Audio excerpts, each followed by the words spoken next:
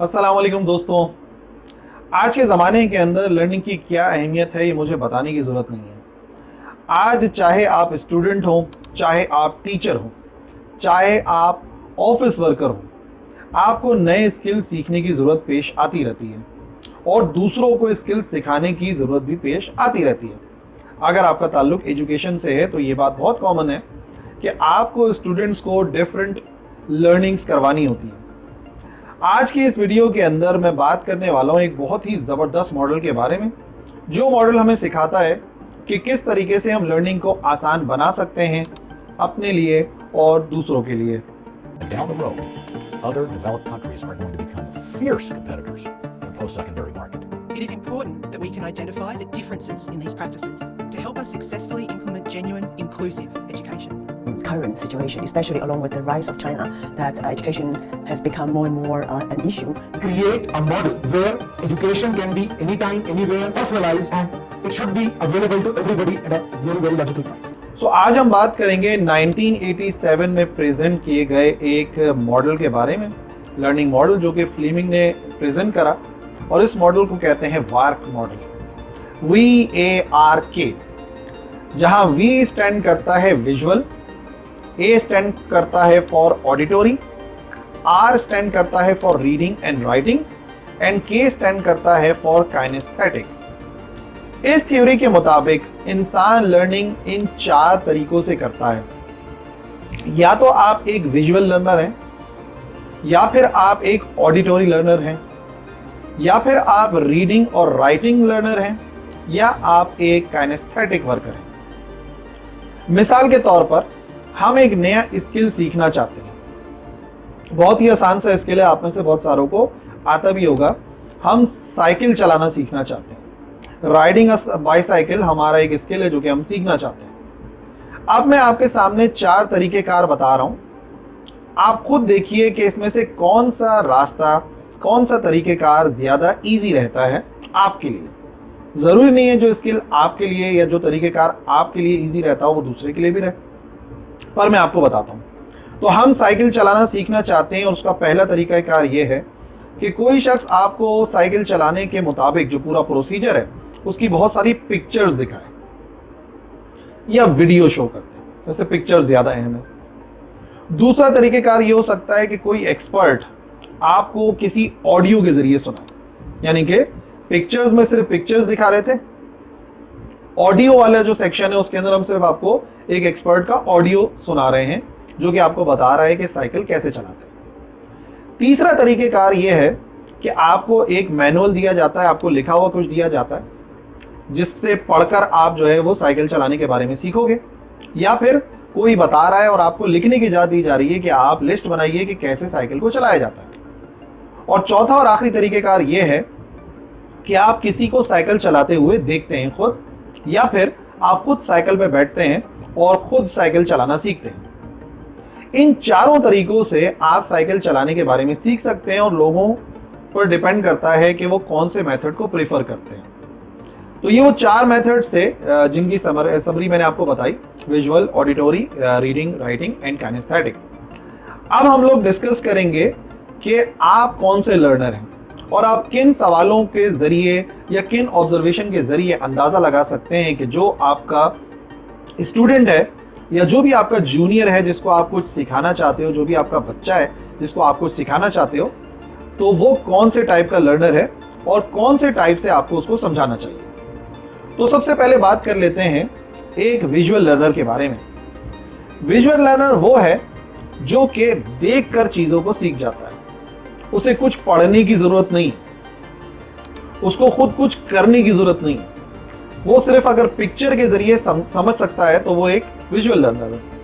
मिसाल के तौर पे कोई भी एक प्रोसीजर है जिसकी आप डिफरेंट पिक्चर्स बना के किसी स्टूडेंट को या अपने किसी कोलीग को दिखाएं और वो उस बात को समझ जाए, तो it shows that he is a visual learner. पर कुछ सवाल हैं जो आप उनसे पूछ सकते हैं या ऑब्जर्व कर सकते हैं या आप अपने आप से पूछ सकते हैं, ये देखने के लिए कि आप कौन से लर्नर हैं। क्या आपको टेक्स्ट बुक पढ़ने से ज्यादा पिक्चर्स के जरिए चीजें समझ में आती हैं? क्या आप आर्ट की तरफ अट्रैक्टेड हैं? क्या आप लोगों की बॉडी लैंग्वेज को ऑब्जर्व करते हैं? या फिर आप चीजों को ज्यादा देखकर समझते हैं, या कोई भी प्रोसीजर आपको बताया जाए तो आप उसको विजुअलाइज करते हैं? ये 4 सवाल आप अपने आप से पूछिए, या अपने स्टूडेंट से पूछिए, या अपने स्टूडेंट पे ऑब्जर्व कीजिए। अगर इन चारों में से 3 का जवाब हाँ है या चारों का जवाब हाँ है, तो आप या जिसको आप ऑब्जर्व कर रहे हैं वो एक विजुअल लर्नर है। उसको चीजों को सिखाने के लिए हमें कुछ पिक्चर्स दिखानी चाहिए, कुछ ड्राइंग्स दिखानी चाहिए, उसकी कोई विजुअलाइजेशन करवानी चाहिए, और हमें अपनी बॉडी लैंग्वेज से उसको इस बात को समझाना चाहिए। तो इस तरीके से आप आइडेंटिफाई कर सकते हैं एक विजुअल लर्नर को। विजुअल लर्नर साइंस में, बायोलॉजी में, केमिस्ट्री में, या ऐसे तमाम सब्जेक्ट्स में, जियोग्राफी के अंदर बहुत अच्छे रहते हैं, क्योंकि जियोग्राफी के अंदर जब आप मैप्स देखते हैं तो वो विजुअलाइज हो जाता है, आपके जहन में रहता है, और इन दी एंड आप बात को सही तरीके से समझ पाते हैं और याद रख पाते हैं। तो लर्निंग का पहला जो तरीकेकार है वो है विजुअल लर्नर। दूसरे नंबर पर आप एक ऑडिटोरी लर्नर हो सकते हैं। ऑडिटोरी लर्नर क्या है? जो कि सब कुछ सीख रहा है अपने कान के थ्रू, वो देखता नहीं है, वो गौर से सुनता है। ठीक है, तो एक ऑडिटोरी लर्नर की क्या खुसूसियात होंगी कि वो बात को बहुत ध्यान से सुनता होगा, वो देखने से ज्यादा सुनने पर कंसंट्रेट करता होगा, वो ज्यादा देर तक एक बात को सुन सकता है, उसका कंसंट्रेशन लेवल है। और ऐसा शख्स जो सुनने की अच्छी सलाहियत रखता है वो बोलने की भी अच्छी सलाहियत रखता है। एक अच्छा बोलने वाला यकीनन एक अच्छा लिसनर रहा होगा, तभी वो अच्छा बोल पाता है।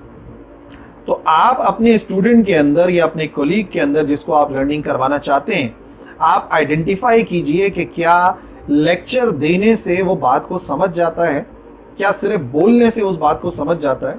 तो इसका मतलब वो एक ऑडिटोरी लर्नर है और उसकी एजुकेशन बोलने के जरिए ही होनी चाहिए। फॉर एग्जाम्पल, लैंग्वेजेस में बहुत कॉमन है कि आप लैंग्वेज किसी को पिक्चर्स के जरिए नहीं सिखा सकते, आप जो है उसको बोल के सिखा सकते हैं। तो जब आप बोलेंगे, सामने वाले को बोलना आएगा, वो सीखेगा। जबान सीखने का एक बेहतरीन हल यही है। और मैथमेटिक्स आप बोल के नहीं सिखा सकते, तो बहुत कम चांस है, लेकिन बहुत ही ज्यादा ऑडिटोरी लर्नर होगा तो शायद वो सिर्फ हमारे ऑडियो, हमारे बोलने से, यानी कि वो सुनने से बात को समझ जाए। तो जो मैंने सवाल आपको बताए, जो मैंने ऑब्जर्वेशन आपको बताई, अगर इसमें से मेजॉरिटी हाँ है तो इसका मतलब अगर ये आप में सलाहियत है तो आप ऑडिटोरी लर्नर हैं, या आप जिसको भी ऑब्जर्व कर रहे हैं, जिससे आप पूछ रहे हैं, वो एक ऑडिटोरी लर्नर है। तीसरी टाइप की लर्निंग रीडिंग या राइटिंग लर्निंग कहलाती है। इन लर्नर्स की खास बात यह है कि ये चीजों को पढ़कर या चीजों को लिखकर समझते हैं। एक रीडिंग और राइटिंग लर्नर को समझने के लिए, ऑब्जर्व करने के लिए जो सवाल है मैं आपको बताता हूं। क्या आपको लिस्ट बनाना अच्छा लगता है? क्या आपका स्टूडेंट जो है वो आपकी बताई हुई बातों की लिस्ट मेकिंग करता है? क्या वो टेक्स्ट बुक को रीड करता है, या टेक्स्ट बुक को रीड करके आपको बात समझ में आ जाती है? क्या आप हैंडआउट्स को प्रेफर करते हैं, नोट्स को प्रेफर करते हैं? पाकिस्तान के अंदर बहुत सारे स्टूडेंट जो है वो इसी लर्निंग के स्टेज पर है। वो इसी तरीके से लर्निंग करते हैं कि उनको नोट्स मिले, वो उसको रीड करें और बात को समझ जाएं। क्या आप प्रेफर करते हैं text book reading rather than watching अ लेक्चर और हियरिंग अ लेक्चर? तो इसका मतलब अगर इनमें बहुत सारी बातों में हाँ है, तो इसका मतलब जो लर्नर है वो एक रीडिंग या राइटिंग लर्नर है। उसको अगर आपने बात सिखानी है तो आपने उसको लिखने के लिए देना है। जैसे पुराने जमानों के अंदर सजा के तौर पे बच्चे को एक सेंटेंस 100 बार लिखने के लिए कहा जाता था और इन दी एंड उसे याद हो जाता था। तो उस जमाने के लोग रीडिंग और राइटिंग लर्नर ज्यादा थे। रीडिंग करवाई जाती है, रीड करते करते करते करते वो उस बात को याद कर लेते हैं, उस बात को समझ लेते हैं। तो अगर आपका स्टूडेंट या जिसको भी आप लर्निंग करवा रहे हैं, या आप खुद एक रीडिंग और राइटिंग लर्नर हैं, तो आपको नोट्स बनाने चाहिए क्लास के अंदर। आपको अपने हाथ से चीजों को लिखना चाहिए।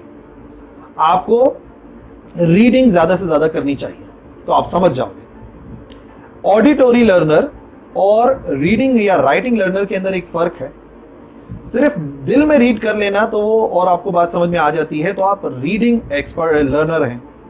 बट अगर आप लाउड किसी चीज को पढ़ते हैं, जैसे कि कुछ स्टूडेंट्स की आदत होती है कि वो कोई भी चीज अगर पढ़ रहे होते हैं तो जोर जोर से पढ़ते हैं, तो बेसिकली वो ऑडिटोरी लर्नर हैं, क्योंकि वो अपनी आवाज को बाकायदा सुन के बात को समझते हैं या समझने की कोशिश करते हैं। तो इन दोनों में आपने फर्क याद रखना है। चौथे जो लर्नर हैं वो होते हैं काइनेस्थेटिक लर्नर। यहां पर जो वर्ड आ रहा है काइन, KINE काइन, वो मोशन से निकला है, हरकत से निकला है। तो एक शख्स जो चीजों को खुद करके सीखता हो वो एक काइनेस्थेटिक लर्नर है, खुद करके। और इसकी बड़ी जबरदस्त मिसाल है मैथमेटिक्स के अंदर। मैथमेटिक्स में बहुत सारे स्टूडेंट जो है वो जब क्वेश्चन को खुद सॉल्व करते हैं उन्हें बात समझ में आती है। फिजिक्स में न्यूमेरिकल प्रॉब्लम सॉल्व करते हैं, बात समझ में आ जाती है। पर आपने कैसे आइडेंटिफाई करना है काइनेस्थेटिक लर्नर को कि आप हो या जो भी है? सबसे पहली बात, काइनेस्थेटिक लर्नर चीजों को मैनिपुलेट बहुत ज्यादा करते हैं, चीजों को चेंज करने की कोशिश करते हैं। ये ऐसा क्यों है, इसको ऐसा करके देखें तो कैसा रहेगा, इसका मतलब वो काइनेस्थेटिक लर्नर है। काइनेस्थेटिक लर्नर की दूसरी खास बात यह है कि वो एक जगह पर टिक के बैठ नहीं सकते, उनमें लगातार एक एनर्जी होती है, मूवमेंट की एक एनर्जी होती है, मूव होते रहते हैं, कुछ ना कुछ नया ट्राई करते रहते हैं। वो काइनेस्थेटिक लर्नर है, क्योंकि उन्हें सीखने के लिए खुद कुछ परफॉर्म करने की जरूरत पड़ती है। क्या आप एक्सपेरिमेंट्स के जरिए चीजों को सीखते हो या एक्सपेरिमेंट देखकर सीख जाते हो? कि अगर आपके सामने कोई परफॉर्म कर रहा हो तो आप काइनेस्थेटिक लर्नर हो। काइनेस्थेटिक लर्नर खुद चीजों को परफॉर्म करते हैं और सीख जाते हैं।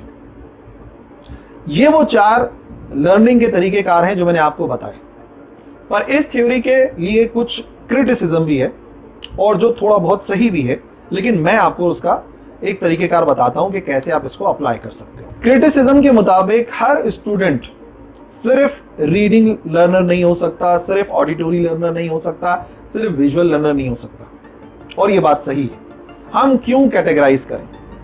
बट मेरे पास इसका एक बेहतरीन सोल्यूशन है।